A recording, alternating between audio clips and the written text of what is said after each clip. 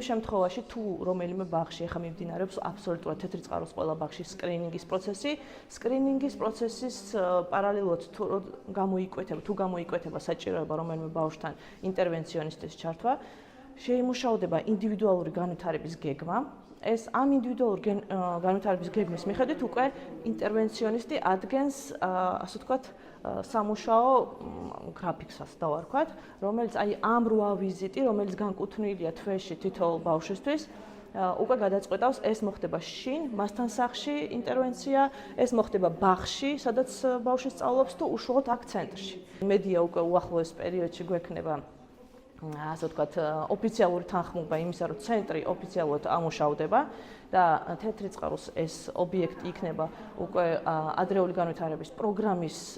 განმახორციელებელი ლოკალურ დონეზე და აღარ მოვახდენთ რომ იდენტიფიცირებული ბავშვებიც ყავს გადამისამართებას მეზობელ მუნიციპალიტეტებში, იმიტომ რომ აი ხლა ამ ეტაპზე რამდენი ბავშვიც არის იდენტიფიცირებული,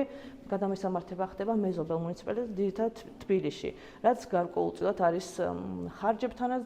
დაკავშირებული და შეფერხებებთან, იმიტომ რომ